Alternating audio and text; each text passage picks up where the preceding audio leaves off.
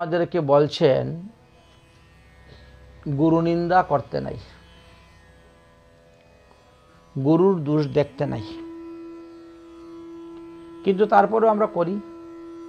আমরা দেখি, সাধুর নিন্দা দেখি, বৈষ্ণবের নিন্দা দেখি, গুরুর নিন্দা দেখি, এবং তার প্রতি আমাদের ভাব ভক্তি উঠে যায়। এমনকি কখনো কখনো কেউ আছে গুরু ত্যাগও করে দেন। এই গুরু ত্যাগ করে আরেক গুরু ধরেন, এই গুরু ভালো নয়, এই গুরু অসৎ, এই গুরুর আচার ঠিক নয়, এই গুরুর আচরণ ঠিক নাই, এই গুরু এই করে, এই গুরু সেই করে, এই গুরু ক্রোধ বেশি, বলে ত্যাগ করে দেন না। আমি আরেকজন ভালো গুরু ধরব।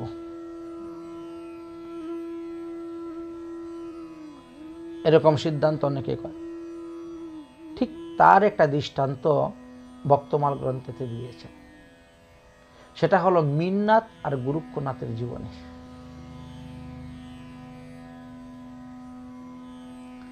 মিন্নাথ সাধন ভজন করে তিনি যা সিদ্ধি লাভ করলেন। মিন্নাথের জন্মটাও খুব সুন্দর, কারণ তিনি ছিলেন মাস। মহাদেব আর পার্বতী যখন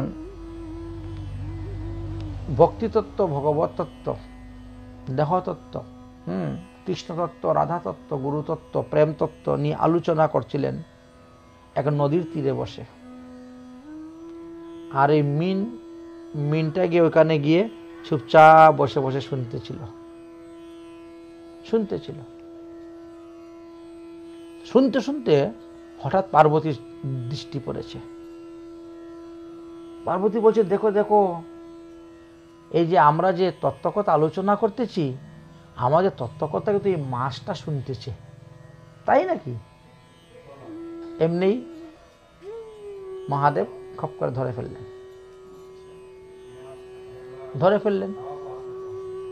ধরে তাকে মানুষের আকার দিয়ে দিলেন।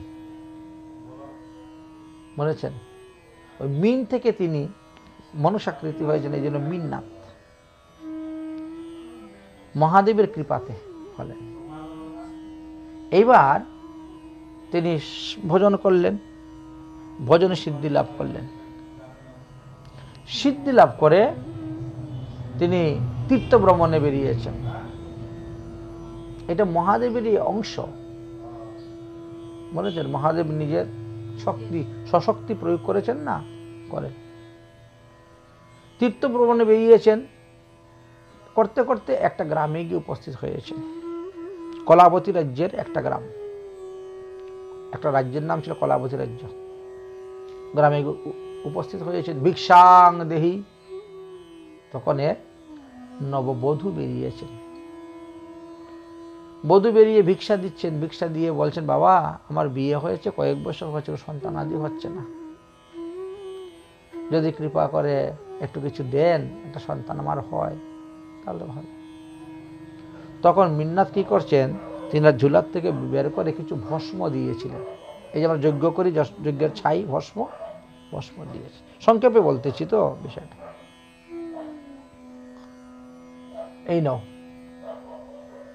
এটা কালকে সকালে ঘুমের থেকে উঠে স্নান করবেন, স্নান করে ভিজা কাপড়েই সূর্যের দিকে তাকিয়ে ভস্মটা খেয়ে নেবেন।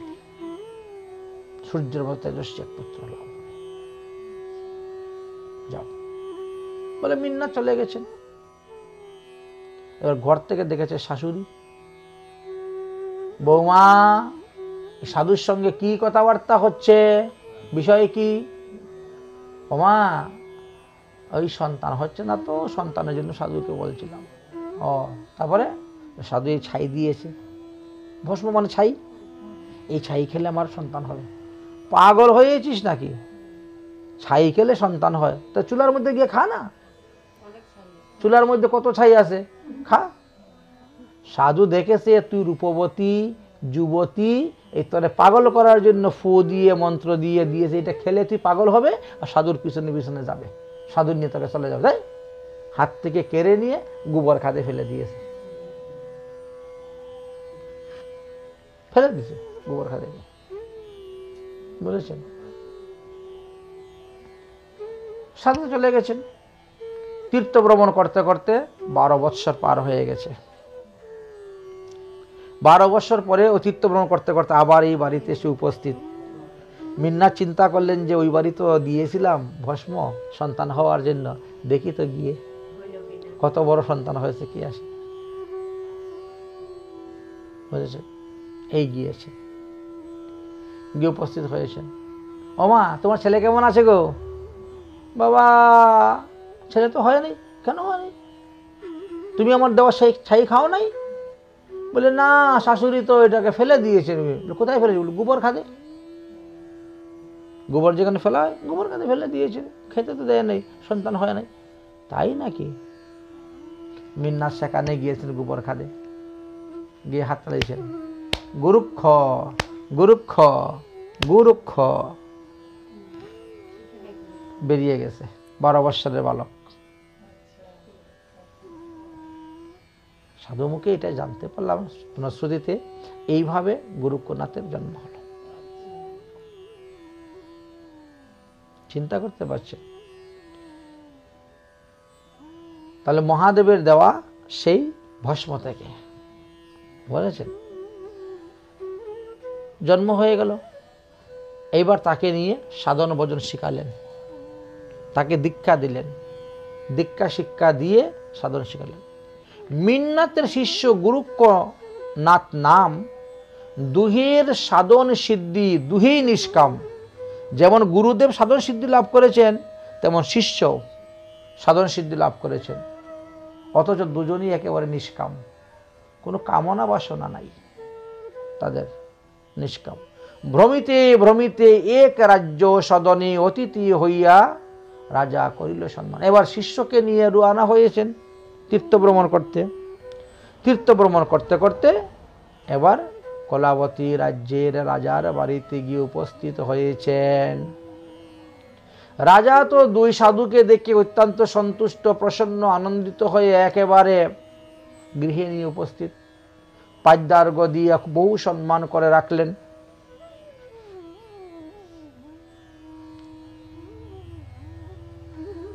এবার গুরুক্ষনাথ, মিন্নাত বললেন, গুরুক্ষনাথ, আমি এখানে কিছুদিন থেকে রাজাকে সাধু বানাবো। কারণ যেই দেশের রাজা সাধু, সেই দেশের প্রজারও সাধু হবে। রাজাকে আগে সাধু বানাতে হবে।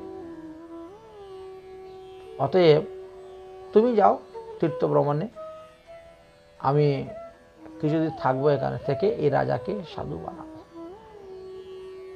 দাম্ভিক বিষয়ে মত্ত, হিংসা ব্যবহার স্বাভাবিক, সত্য সিদ্ধি হয়তো রাজার। কারণ রাজা যারা হয় তারা একটু দাম্ভিক হয়, এরা বিষয়ে মত্ত হয়, এরা হিংসা, অমুকের দেশ জয় করব, অমুকের সঙ্গে যুদ্ধ করব, অমুককে মারব ইত্যাদি হয়ে থাকে, এটা স্বাভাবিক।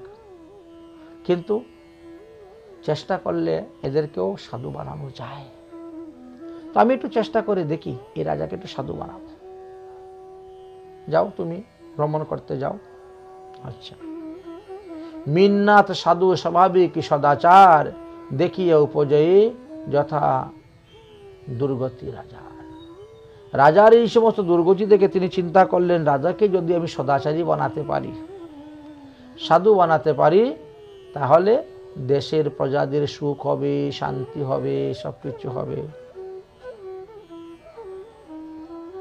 গুরুক্ষনাথরে কহে, কিছুকাল থাকি অবৈষ্ণব রাজার এই ধীরমতি দেখি, হিত চেষ্টা করি কিছু, যদি কৃষ্ণ ভক্তি লইতে পারি কোন রূপে দিয়ে শক্তি। দেখি আমি কিছুদিন থেকে দেখি তারা একটু কৃষ্ণ ভক্ত বানাইতে পারি কিনা রাজাকে। রাজাকে কৃষ্ণ ভক্তি বানাইবার জন্য মিন্নাত রাজবাড়িতে থেকে গেলেন, গুরুক্ষনাথকে বিদায় দিচ্ছেন। গুরুক্ষনাথ কহে, এই অবৈষ্ণব স্থানে এক কোণে নাহি রহ, এ কোন বিধানে? এখানে অবৈষ্ণব রাজা, তো তার এখানে থাকা তো কোনো যুক্তিই নেই। শাস্ত্রে বলছে বৈষ্ণবের বাড়ি থাকো, বৈষ্ণবের কাছে ভিক্ষা করে খাও, কিন্তু অবৈষ্ণব বাড়ি থাকিও না। তো ওইখানে কেন থাকবো আমরা গুরুদেব? পুনর পুনর গুরুক্ষনাথ বারণ করিলা, কদাচ না শুনে মিন্নাতে রহি গেল। গুরুক্ষনাথ বলছে, গুরুদেব এখানে থাকার দরকার নেই, পৃথিবীতে থাকার আর কত জায়গা আছে, সাধু সন্ত মহাত্মাদের বাড়ি আছে, ওখানে গিয়ে থাকবো। তিনি বলছেন, না, আমি এই রাজাকে সাধু বানাবো, এটাই আমার ইচ্ছা, আমি থাকবো, তুমি যাও তীর্থ ভ্রমণে। আচ্ছা, ঠিক আছে। রাজার সহিত মিলি বড় হইল মেলা, বহু অর্থ দিয়া রাজা করে পাশা খেলা। রাজার সঙ্গে বসে খুব মিল হয়ে গেল। দেখলেন যে রাজা অনেক অনেক টাকা পয়সা দিয়ে পাশা খেলে অনেক অর্থ নষ্ট হয়ে যায়। বিধি বিড়ম্ব দেখে এক হইতে আর হইল মায়ার ফাঁদ উল্টা ব্যবহার। কিন্তু রাজবাড়ি থাকতে থাকতে রাজার অন্য বিষয়ের অন্য খেতে খেতে মিন্নাতের মনেও বিষয় ঢুকে গেল। বিষয় এমন এক বস্তু, বিষয়ীর অন্ন খেতে খেতে, বিষয়ীর সঙ্গে থাকতে থাকতে, বিষয়ের সঙ্গে মিলামিশা করতে করতে তিনার মধ্যে বিষয় ঢুকে গেল। বিষয় কুসঙ্গ যে এমত বলবন্ত, হেন যে পরম সাধু ভুলিলা যথার্থ। এখন দেখা যায় মিন্নাতের এমন অবস্থা হয়েছে, এখন তিনি মন্ত্রস্মরণ করেন না, মালা জপ করেন না, সাধন করেন না, ভজন করেন না, বেলা 8টা বাজলে 9টার সময় ঘুমের থেকে উঠেন, সব চলে গেছে, সব নষ্ট হয়ে গেছে। আচ্ছা, সব রাজার সহিত রাজ বিষয়ী হইয়া তিনি বসেন, গল্প করেন। এখন রাজার কি মনে হইল আর তিনারও কি মনে হইল, তিনি শেষ পর্যন্ত বললেন রাজার কন্যাকে বিবাহ করবেন। রাজার কন্যাকে বিবাহ করবেন। রাজার সহিত রাজ বিষয়ী হইয়া রাজা নিজ কন্যা তারে বরণ করিলা।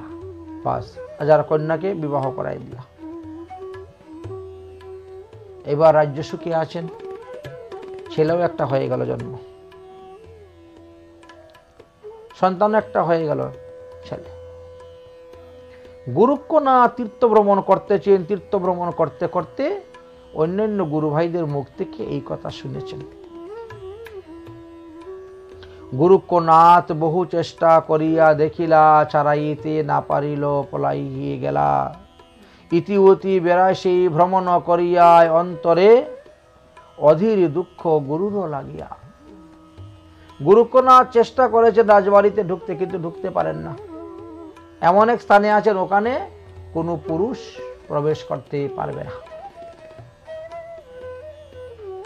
এখন গুরুক্ষনাথ কেমন করে ঢুকবেন? আর গুরুদেবের এই অবস্থা দেখে ইনি দুঃখ পাচ্ছেন।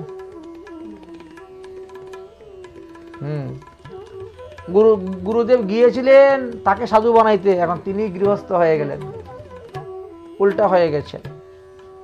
অন্তরে অধিক দুঃখ পায় গুরুর এই অবস্থা দেখিয়া, কিন্তু তিনি যেতে পারছেন না। কতদিন পরে রাজা গেল মরিয়া, মিন্নাত রাজ সিংহাসনে বসিল আসিয়া। এবার তিনি রাজা হয়ে গেলেন। মিন্নাত রাজা মারা গেছেন, তবে রাজার মেয়ের জামাতা উত্তরাধিকার সূত্রে তিনি রাজা হয়ে গেছেন। এবার মিন্নাত তো পুরা রাজ্যমত্ত। মিন্নাত রাজ সিংহাসনে বসিলা, রাজ্যমত্ত হইয়া তিনি পুত্র জন্ম দিলা, এক পুত্র জন্ম দিল। গুরুক্ষনাথ ভ্রমণ করিয়া তথায় আইল, দারিগণ ভিতরে যাইতে নাহি দিল। দারিগণ তখন ভিতরে আর যেতে দিচ্ছে না। আমরা হলে কি করতাম? গুরুদেব আবার বিয়ে করেছে রে, বাচ্চা একটা হয়েছে, ছাড়, এই গুরু ত্যাগ কর, গুরুর কি অভাব আছে জগতে, আরেক গুরু ধরব। কিন্তু গুরুক্ষনাথ তাই করেন নাই। গুরুদেবের এত অধঃপতন হয়ে গেছে, তথাপিও গুরুকে ত্যাগ করলেন না। তিনি করেছেন গুরুদেবকে ওখান থেকে কেমন করে উদ্ধার করে নিয়ে আসি, কেমন করে গুরুদেবকে ওখান থেকে বের করে নিয়ে আসব। যে গুরুর কৃপায় আমি এতটুকু জানতে পারলাম, শিখতে পারলাম, বুঝতে পারলাম, সাধন ভজন করে সিদ্ধি লাভ করতে পেরেছি আমি, সেই গুরু ত্যাগের কথা কখনো তিনি কল্পনায় চিন্তাই নেই। তিনার চিন্তা হয়েছে গুরুদেবকে ওখান থেকে কেমন করে উদ্ধার করতে পারি, বের করে নিয়ে আসতে পারি। কিভাবে করবেন? ভিতরে যাইতে দিচ্ছে না কোনো প্রহরীগণ। তখন তিনি কি করেছেন? নকল চুল লাগিয়েছেন মাথায়, মুজ দাড়ি ভালো করে কেটে শেভ করে সিঙ্গার করে নারী সেজেছেন। বুঝেছেন? সেই রকমের ড্রেস পোশাক আদি পরে নারী সেজে নর্তঙ্গী হয়ে এইবার তো তার প্রবেশ হয়ে গেছে। দরজায় গিয়েই তিনি বলছেন, আমি নর্তঙ্গী, আমি নাচ দেখাতে এসেছি রাজা। ভালো ভালো, আসো আসো, সবাই দেখবো, খুশি। নিয়ে গেলেন, রাজা বলছেন তাহলে নাচো। নাচতে শুরু করল। নাচ গান দেখে তো রাজা মোহিত। নর্তঙ্গী, তাহলে তুমি আজকে থেকে আমার রাজ্যেই থাকবে, আমার এখানে থাকবে। এই তার জন্য এই ঘর দিয়ে দাও থাকার। ঢুকে গেল। ওই ঘরে যাওয়ার পরে এবার নকল পোশাক ছেড়ে দিয়ে আসল গুরুক্ষনাথের বেশ ধরে দিল। রাজা যখন গিয়েছেন নর্তঙ্গীর ঘরে, আরে গুরুক্ষনাথ তুমি? হ্যাঁ গুরুদেব। গুরুদেবের পায়ে পড়ে প্রণাম করলেন, দণ্ডবোধ করলেন। নাচিতে লাগিলা হেতা মিন্নাত শুনি। পরে সম্মুখী আসে গুরুক্ষনাথের বাণী। আচ্ছা ঠিক আছে, হ্যাঁ গুরুদেব, আপনি আমাকে যে যে শিক্ষা দিয়েছিলেন সেই শিক্ষাগুলো আমি ঠিকভাবে পালন করতেছি কি না আপনি একবার একটু দেখুন, পরীক্ষা করে। কারণ গুরুদেবকে আদেশ দেওয়া যায় না, গুরুদেবকে উপদেশ করা যায় না, গুরুদেবকে জ্ঞানও দেওয়া যায় না। আজকাল আমরা সবই দিই, আমরা আদেশও করি, উপদেশও করি, জ্ঞানও দেই, সবই করি, বুঝেছেন? কিন্তু না, গুরুক্ষনাথ চিন্তা করছেন কি করব।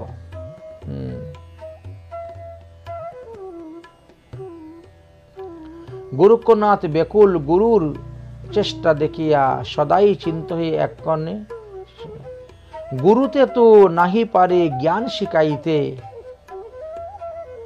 জিজ্ঞাসার চলে কিছু লাগিলা কহিতে। গুরুদেবকে জ্ঞান দেওয়া নিষেধ, উপদেশ করা নিষেধ, আদেশ করা নিষেধ।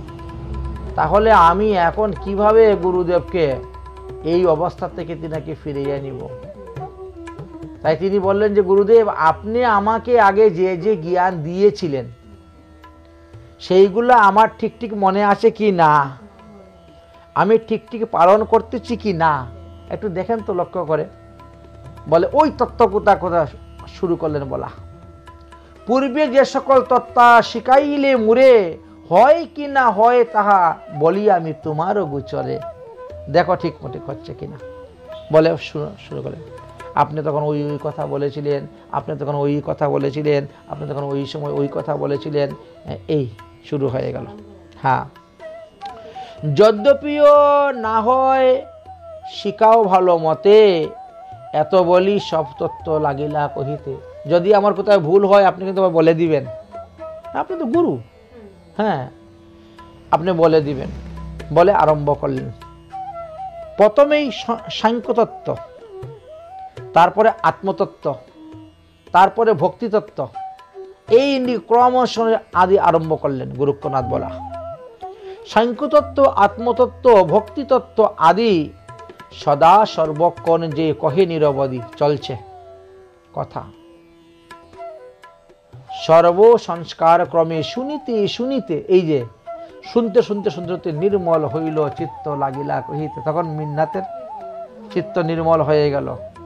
বাবা, তোমার তো সব কিছু মনে আছে, তুমি তো সব কিছু ঠিকভাবে পালন করতেছ সমাজে। আরে গুরুক্ষ, কি কহিনু, কি যে বিষ খাইনু, আপনার মুন্ডতে অনল আপনি জ্বালাইনু। কি আর বলবো বাবা, প্রারব্ধ কর্মের কথা। আমি জানিয়া শুনিয়া বিষ খাইলাম। আমি এসেছিলাম রাজাকে ভক্ত করতে, কারণ আমি নিজেই অভক্ত হয়ে গেলাম, সংসারের মধ্যে পড়ে গেলাম। ধিক ধিক মোর, এবে কি কহিব কহ। এখন আমি কি করতে পারি গুরুক্ষনাথ বলতো? আমার জীবনে এতটা বছর চলে গেল, নষ্ট হয়ে গেল। ধিক ধিক মোর, কি কহিব কহ। এখন তুমি বলো বাবা, কি করতে পারি? তখন গুরুক্ষনাথ বলে, তাহলে গুরুদেব চলো আজকে রাত্রে আমরা দুজন পালিয়ে যাই। বুঝেছেন? গুরুক্ষনাথ কহে, ছাড়ি এখনই চলো। তাহলে এইগুলা সব রাজ্য সুখ আদি ছেড়ে চলো আমরা এখান থেকে পালিয়ে যাই, গুপ্ত দরজা দিয়ে আমরা পালিয়ে চলে যাব।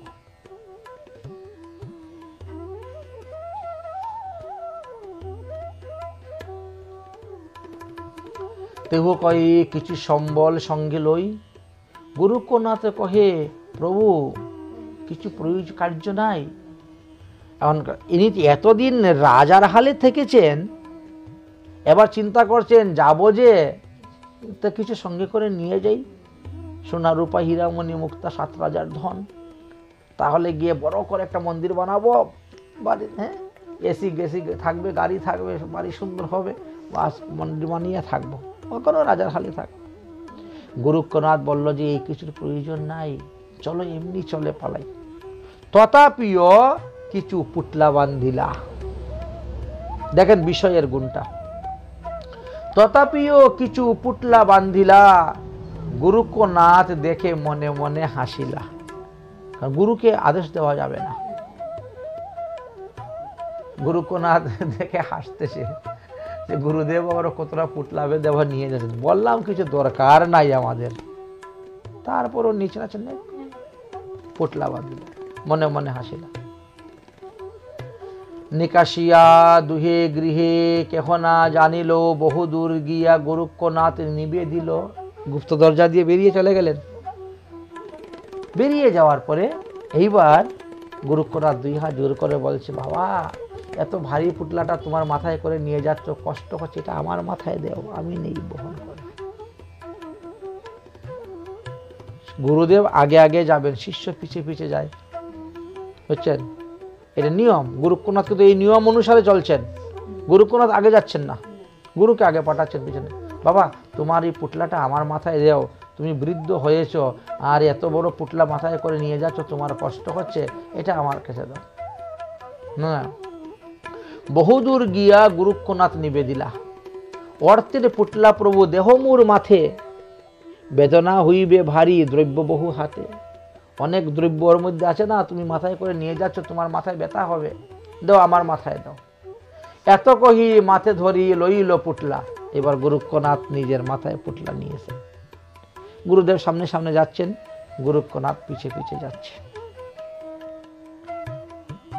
কিছু দূর গিয়ে পুটলাটাকে নামিয়ে দেখে কি আছে পুটলার ভিতরে। গুরুক্ষনাথ দেখেন যে সর্বনাশ, হীরা মণি মুক্তা 7 রাজার ধন দেখতেছেন, দেখেছেন। দেখি তাকে হীরামণি মুক্তা, নার নারী মনে ভাবে এই শত্রু, হিতে কি বা করি। এইগুলা তো নিয়ে গিয়ে আমরা কি করব, সাধু মানুষ, আমাদের হীরামণি মুক্তার কি দরকার? এইগুলা থাকলে তো চুর আসবে, ডাকাইত আসবে, মারবে আমাদেরকে, মেরে আরো নিয়ে যাবে, এর থেকে প্রাণ যাবে। এগুলা নিয়ে যাওয়ার দরকার নেই। কি করে, যেখানে দেখে ঝাপ জঙ্গল, ফুস করে একটা ফেলে দেয় ঢিল মেরে, পুটলা থেকে ধরে ফেলে দিতে শুরু করছে, যাচ্ছে। দেখেছেন? মনে ভাবে এটা শত্রু, হিতে প্রাণ যাইবে। যুগভ্রষ্টকারী এর স্বভাব বিষম, পশ্চাৎ পশ্চাৎ যায় গুরুর অগোচর। এক এক লয়ে আর ঝুপে ঝুপে ঢালে, যেখানে ঝুপ দেখে জঙ্গল দেখে ওখানে ঢেলে দেয়। মিন্নাথ দেখে পুনর ফিরিয়া চাহিতে, দ্রব্য টান মারিয়া ফেলিলা চারিভিতে। মিন্নাথ তখন হঠাৎ করে পিছন দিয়ে তাকে দেখে যে পুটলা তো ছোট হয়ে গেছে। কি ব্যাপার রে, তুই কি ঢিল মেরে মেরে ফেলছিস? শব্দ হচ্ছে ঝুপের মধ্যে, দে দে দে আমার কাছে দে। বলে যেই টান মেরেছেন একেবারে পরে ছিটকে সব পড়ে গেছে মাটিতে, সোনা রূপা হীরা মণি মুক্তা সব পড়ে গেছে। আরে গাধা, অরে গুরুক্ষনাথ, এ কি করলে? এহেন পদার্থ টানিয়া ফেলিলে সব বহুমূল্য অর্থ। তুই এ কি করলি? সব ফেলে দিলি? তুই কি পাগল হয়েছিস নাকি? বহুমূল্য অর্থ ফেলে। গুরুক্ষনাথ কহে, প্রভু এ কোন পদার্থ? সামান্য জিনিস ইহ জগতের, এ কোন পদার্থ? আমি বুঝি এত কেবল অনর্থ। আপনি যাকে পদার্থ বলতেছেন আমি মনে করি এটা হলো অনর্থ। এটা থাকলে সাধন হবে না, ভজন হবে না, ভক্তি হবে না। এটা থাকলে চোর ডাকাইত আসবে, প্রাণ নাশ হবে। অত এটা অনর্থ, তার থেকে প্রাণ যাবে, অনর্থ। গুরুদেব, এত অতি তুচ্ছ জিনিস হীরামণি মুক্তা, অতি তুচ্ছ দ্রব্য। এত প্রস্রাব করিলে প্রস্রাবের সঙ্গে বেরোয়, প্রস্রাব করিলে ইহা হইতে উত্তম নিকলে কি মতে? এর থেকে আরো দামি দামি উৎকৃষ্ট দ্রব্য তো প্রস্রাব করলে প্রস্রাব থেকে বেরোয়, আর আপনি বলছেন এইটা বহুমূল্য। মিন্নাথ কহে, তুই কি পাগলের মতো কথা বলছিস? প্রস্রাব করলে হীরামণি মুক্তা বেরোয়? মিন্নাথ কহে, গুরুক্ষ প্রলাপ কি করো কহ, মণিমুক্তা ঝরে তবু প্রস্রাবের সহ, এ কেমন করে হয়? গুরুক্ষনাথ বলছে, গুরুদেব আপনার কৃপা হলে কি না হয়? গুরু কৃপাই কেবলম। আপনার যদি কৃপা আমার উপরে থাকে তাহলে হীরামণি মুক্তা প্রস্তাবের সঙ্গে বেরোবে। কারণ ভক্তের কিচ্ছু নেই, তার সব সমর্থ করতে পারে। হ্যাঁ, কর্তুম অকর্তুম সব তারা করতে পারে, কিন্তু ভক্ত সিদ্ধি চায় না, তারা সিদ্ধি কাউকে দেখায় না সব। গুরুক্ষনাথ কহে, তুমি দেখতে চাও তাহলে দেখো। গুরুক্ষনাথ কহে, দেখো ঝরে কি না ঝরে। এত কহি প্রস্রাব তিনি করিলেন ধীরে ধীরে, বসে গেলেন প্রস্রাব করতে গুরুক্ষনাথ।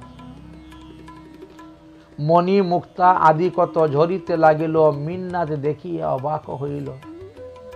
ধিক্কার, ধিক্কার আমার শিষ্য ভজন করে কত উচ্চস্থ দিকে পৌঁছে গেছে, যার প্রস্রাবের সঙ্গে মণিমুক্তা বেরোয়, আর আমি সেই মণিমুক্তা রাজবাড়ি থেকে পুটলা বেঁধে চুরি করে নিয়ে আসতেছি। চিন্তা করতেন, তাই নিজেকে ধিক্কার দিচ্ছেন। পরম রতন কৃষ্ণ ভক্তি, ইহা ছাড়িয়া অতি তুচ্ছ রাজ্যপদ অন্ধকূপে পড়িয়া। আহারে, আমি এতদিন কৃষ্ণ ভক্তি না করে অন্ধকূপে পরে এই রাজ্য সম্পদ নিয়ে ছিলাম, আজকে আমার শিষ্য গিয়ে আমাকে উদ্ধার করলো। মৃত্তিকার বিকার এ প্রকৃতি মণি রত্ন, মায়ার অধীন হইয়া হইনু তাহা যত্ন। এটা তো মাটির বিকার, সোনা রূপা। সোনা রূপা কোথা থেকে আসে? মাটির নিচ থেকে তো আসে। এই যে সোনা রূপা হীরা মণি মুক্তা, এগুলো সব মাটিরই বিকার। তাই বলছেন এই মাটির বিকার, এই জিনিসকে আমরা এত যত্ন করতেছি। হ্যাঁ, দেহটাও আমাদের মাটির বিকার, পঞ্চতত্ত্বের দ্বারা দেহ তৈরি হয়েছে, পঞ্চভূতের দ্বারা দেহ তৈরি হয়েছে, এত যত্ন করলাম। আরে গুরুক্ষনাথ, তুমি মোরে উদ্ধারিলে, শিষ্য হইয়া গুরুবৎ কার্য যে করিলে। ও গুরুক্ষনাথ, তুমি আমাকে উদ্ধার করে আনলে, তুমি শিষ্য হইয়াও তুমি গুরুর মতো কার্য করলে। গুরু শিষ্যকে উদ্ধার করে, কিন্তু আর শিষ্য গুরুকে উদ্ধার করে দিল। শিষ্য হইয়া গুরুবৎ কার্য যে করিলে, তখন জঞ্জাল গেইল, নির্মল হইল, পূর্ববৎ দুহে পরমানন্দে গাইলেন। তখন গুরু শিষ্য দুইজন আবার সাধন ভজনে বসে গেলেন। সাধন ভজনে বসে গেলেন এবং ভজন করতে শুরু করলেন। অতএব গুরু তো সবার হয় ত্রাতা, শিষ্য কখনো হয় গুরুর অযোগ্যতা। দেখেছেন, গুরুদেব শিষ্যকে ত্রাণ করেন, কিন্তু কখনো কখনো দেখা যায় শিষ্য ও সাধন ভজন করে একবারে গুরুর আসন পর্যন্ত পৌঁছে যেতে পারে, সে গুরুকেও উদ্ধার করে নিতে পারে।